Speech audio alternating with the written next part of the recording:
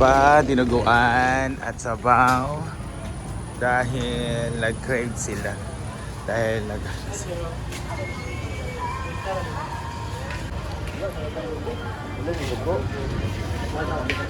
we are very sad to say wala lang sa painawa. So may oras alas TV na masad yun. So let's find ways na makapangitan natin.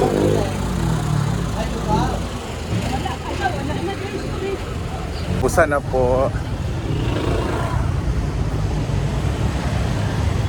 Napaunta iba sa isang kilo lang nga. Dugo ang charap. Kailangan kasi naman ng dugo ng baboy para sa dinuguan para mas masarap. Tanda yun. Tagaluan. Wala dito sa Villanueva. Ginawa ko. Pusa na ng dugo. Ng baboy. Ng baboy. Bibili sa Taguluan. Kaya wala na sa Bilya saan. So that's Ilogon at Pinae. Sa nasa Ilogon. Yapil, Tagalog. So let's buy. Sige, buta naman sa darato.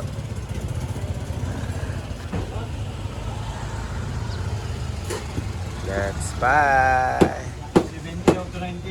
Ay, pakajot lang, relax.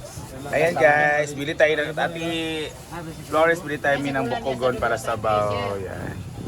Let's go. Nagwapo kayo ha. At hindi na ila Jimwell Ritiques.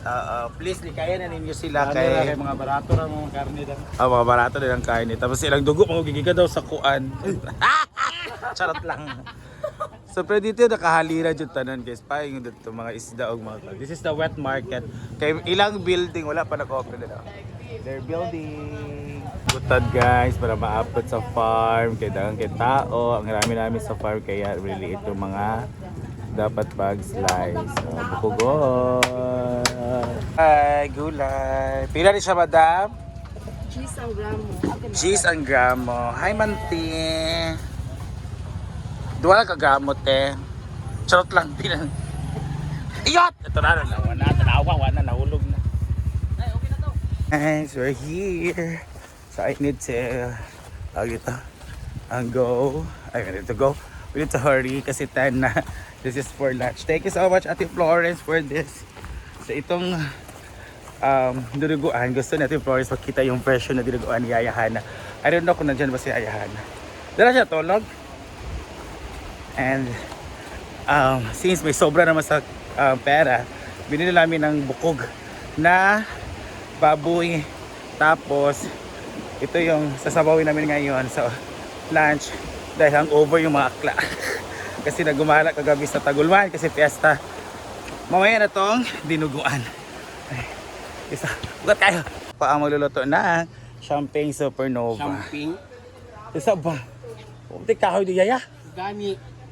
Ito na ba, kawayan niya yabi? Nabagawan pa makawayan dito. Hindi kaway kay apilig kahoy ya. Asa? Kami nagingon may koteng sa papilig kahoy. Po ni Ansing nagagawin ay ano na yan Sing? Kulo. Kulo. Okay. Papalambutin yung lamang loob. Actually, ito sa amin sa dinuguan, lamang loob talaga Sing na. Kasi sa iba, Sari kasi to. sa iba kanang sa tawag ni? Kanang unod no? Unod sa kanila. O meat sa kanila sa Manila. Unod at saka may taba. Yes, ayan. Yung mga Iring. Kasi mag-ibuat sin. nilagyan ko muna siya ng asin para Asin lang. Na, pinakuluan na. So, sa Ansing naman ay napiprepare na kanyang panakot. Yan. Thank you so much Ate Florence for this. Napiprepare na si Yaya Hana and ito ang kanyang mga panakot, mga aromatics, may sibuyas, bawang, luya, at sal. Ayan. Ay, may tanglad, may sili. So, go Yaya, go! We are so very excited! Ang ating nilagang baboy. Pinakuluan namin. Britney, siya magluluto ngayon. Ayan, kumukulo na po. yan, magluluto si Ansing ng dinuguan. Sampay na ang tawag sa yan. Bilit na kawali guys. Nagiging ng kawali. Sige lang. Sensi po aming new cook ngayon. Yes. This is the first time ni Ansing na magluto sa ating ay, sa ating outdoor kitchen. Yan na. Nakabalik ka na. Di ba totoo, ma? Ang dami nagko-comment. Slice, slice. So let's put it there. Ayan na, Yan. Ayun, day. Dito dyan siya, day. Yan na. Yan. Go. Talaga likupit ang lababo kayo mga nag-ibrasan. Saan mo magsabaw? Ang heart. Wala yung heart. Ito na. Ikaw nilapogan sa likod doon. Isa gamay doon. Sige lang. Go. So, ito na yung mga pinagkuluan na mga... Alam mo, ito talaga masarap dito sa amin sa probinsya kasi ang ating dinuguan talaga ay hindi siya yung gaya sa ibang lugar na maskara ng baboy, yung mga muka, tapos yung mga balat-bala, ay Unod ba, yung unod? mga laman-laman. Ah. Dito sa amin is mismong lamang loob. Kaya, this is very delicious and this is good for our uric acid. Ayan. Ang masarap dito sa dinuguan namin kasi hindi lang siya dinuguan, tinaihan. Dito po nanggagaling, ito po yung large intestine, yan, ng baboy. Wait lang ay. And this is the, what we call chicharong bulaklak pag naano na siya, pag ginupit-kupit. Correct. Yan ang tungol. Pero meron pala siyang lamang loob mo na sali. This is naman the tinain ng baboy. So if we cook like this, dapat hindi siya masyadong i-overcook kasi hindi na madudurog-durog siya. Dapat medyo ganit-ganit pa siya. Oo. Kailangan siya. Yung iba pag nagluluto nito, inahagasan ng tawas. Ginaganon ng tawas para wala talaga yung... Pero in fairness, wala baho nga tai-tai. Gikon magani. Gilimpyuhan na. Before? Oo. Ano? After, dito na sa pagbalik. Ako magikuan gon Kasi niya. normally kasi hindi nila... Oo, iba kasi yes. bahuan tayo eh. So, it's gutad-gutad time. Tumulong na po si Jaypert at si Brenda. Ayan na sila. Thank you, Ma'am Florence, for this. Thank you so Yes. much po. Salamat sa 10,000 na pinadala nyo. Wow. 5 bro. Parang fiesta na. Iwalay siya. Tulong-tulong lahat.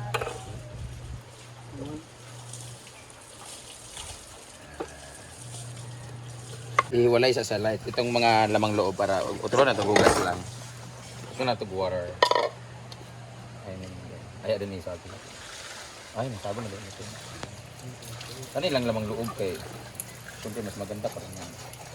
Ganyan pa sila guys. Mag-ano ng tawag dito. lang. Mana. So, Tapos na po. I-open ang sigasan. Tapos na po. Yawa ka po. So, excited for the process. Guys, Maria po ang nag-slice ng patong guys.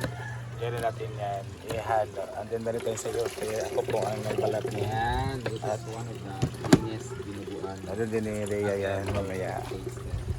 So, ayan na si Brenda. Kailangan talaga natin siyang mag-clear talaga siya kasi andyan pa yung mga everything. Kailangan ma-clear yung water niya. Kasi the carne itself, andun na yung ano niya, makukuha natin na kung mayroong mang vitamina. Ikalayo. Doon ang bitsin daw. Ang magsasimik ni. Lapog naman yun. Viewers na.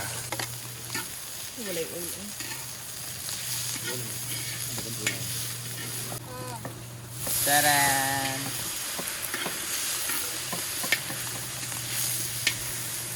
Taran! Ako magtiil sa daw. Hindi sa mabibigyan. Ano yan, Sing? Patis? Suka? Ito na.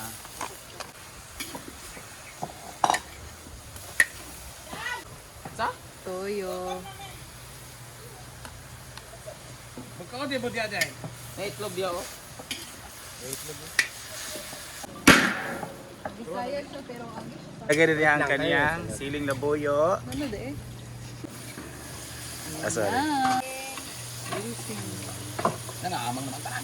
King Vince! Parang spelling wrong pero Vince. Vampire.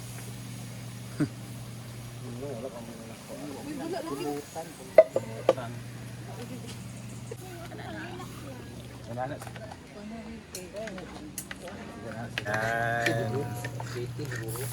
Very well naman siya. Huwag mo gusto na. Sampay na. Hindi pa siya luto, kundi lapog. Grabe ang kakapoy kasi kawain yung gamit namin kasi naubusan kami ng panggatong.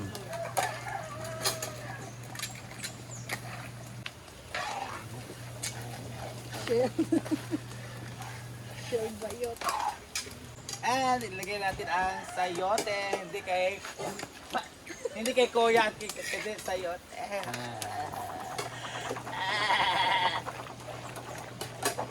So this is cubes type.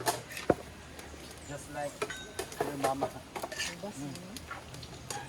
Ayan, tapos na. Sakit sa paa ko. Timpla na siya.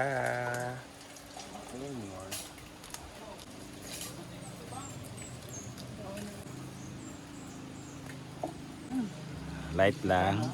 Sa kapak na bitsi. Dugagan ba na niya ka? Mau gani. Sige lang. Later, kung mawala ng mga video. So, okay na naman.